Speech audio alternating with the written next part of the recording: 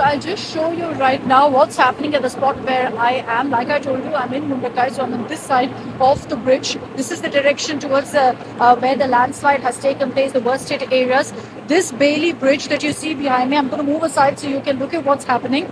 The first set of vehicles and trucks are now moving in. They're moving into this bridge, which has made it possible, in fact, which has made it possible for vehicles, heavy vehicles like these ambulances and these army trucks to come in as well. Equipment being taken out right now from where I'm standing as well, and it's being moved towards this site.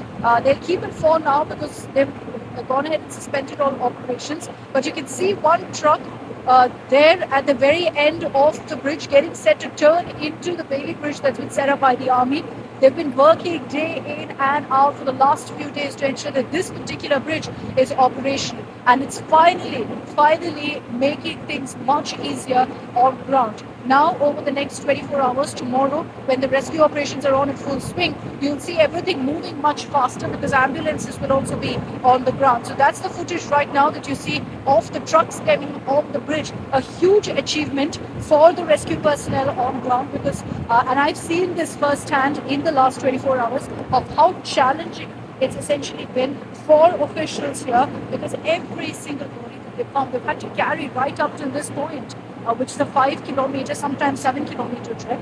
They carry it all the way, and then the ambulance reaches them on the other side of the river. So with this bridge now coming up, ambulances can come right through, which means it'll be much faster. You'll have earth movers also involved.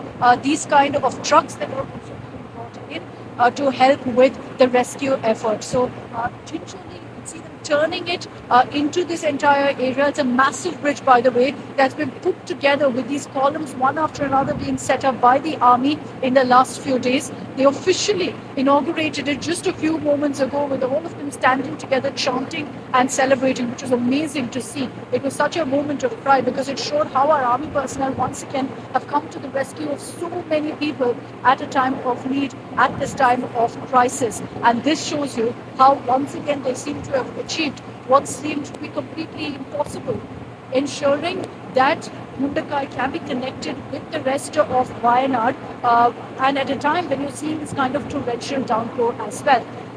So we'll continue getting you these particular images. I'm going to take this across now for the moment to Sagai Raj. He's joining us live from another point in Wayanad. He's been going to all of the relief camps today. And Sagai, as someone who also visited one relief camp, it was heartbreaking to see the stories that emerged of how many families have suffered as a result of this landslide. Of course, they understand how fortunate that they are that, they're alive to tell the tale essentially, that they can actually be there and have at least some of their family members, others less fortunate. They've survived, they've lost all of their families. That particular footage I think is so touching, Sagai, where you're speaking to this woman, she's lost everything, she's reaching out to you for hope. And these are heartbreaking stories that we're witnessing on the ground. Tells us really how much people have lost because of this landslide.